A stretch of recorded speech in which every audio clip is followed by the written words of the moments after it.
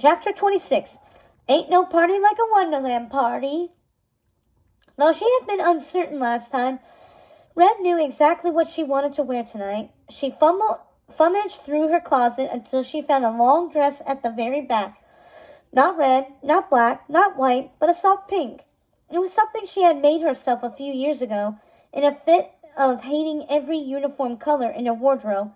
Starting with a white dress, Red had smuggled strawberries from the breakfast table for weeks, until she had enough to dye the garment in the kitchens late at night when no one would see.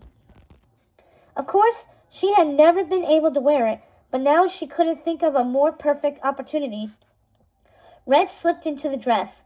It was fitted at the bodice and flowing at the waist, with thick straps that tied into bows at her shoulders.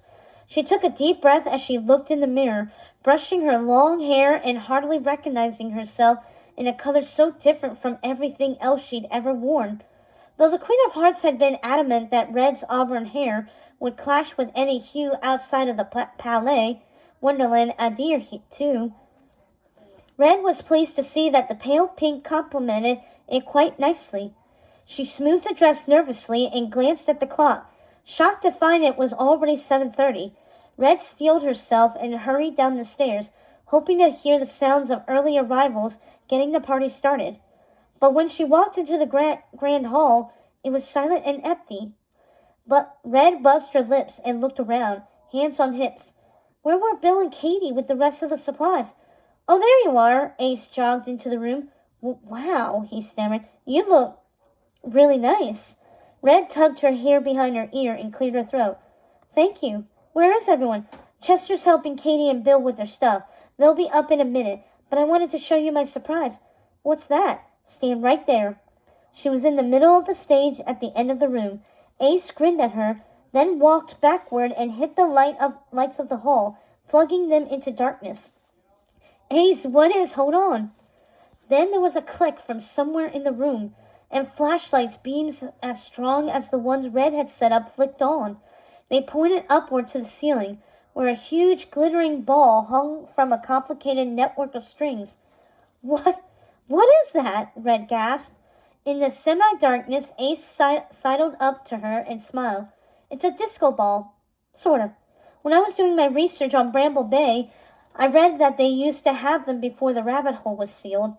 There was a raid to discover them through all of Wonderland.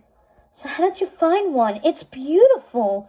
He shrugged, and Red thought she even caught a blush on his cheeks. I made it. I came a little earlier and managed to find the ballroom. I'd heard rumors about it, and while you were getting ready, I took all these pieces of a broken mirror and glued them on a beach ball. Chester helped me hang it. Wow, Red said softly. Ace, I'm really impressed. This is perfect. He chuckled a little. Hopefully the 7 years of bad luck won't affect the party. They looked at each other. Red realized how close she was standing to him, how beautiful his eyes were in the dark. A shiver went through her. Then the lights flew back on, and both Ace and Red squinted. Why is it so dark in here? Called Chester. We have work to do. Red took a self-conscious step back from Ace and ran both hands through her hair. Ace was just showing me the disco ball.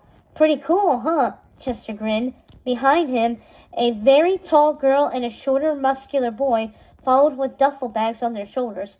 Their eyes got wide at the sight of the hall and the decorations. Red and Ace, this is Katie and Bill. Red went to shake their hands. Thank you so much for helping out. We know you're taking a risk on us, but we really appreciate it. Are you kidding? Said Bill.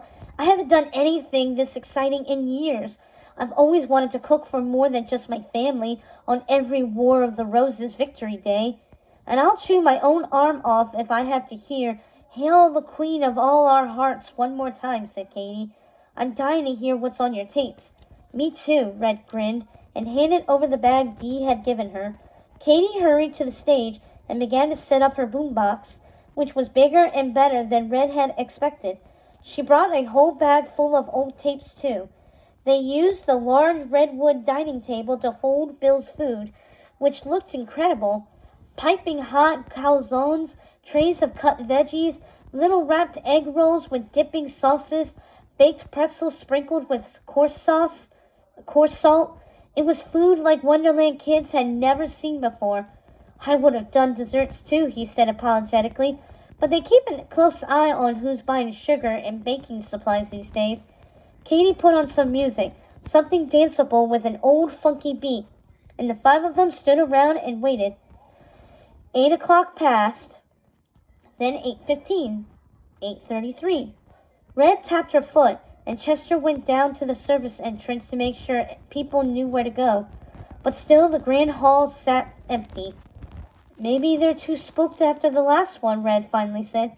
Hey, there's still time, said Ace. Remember how late they were then? Red crossed her arms. Bill set up some lamps he had brought to keep the food warm. Suddenly there came the sound of footsteps, running up the marble stairs of the service entrance. Chester burst into the room, his smile almost too wide for his face. They're coming, he exclaimed. They're all coming.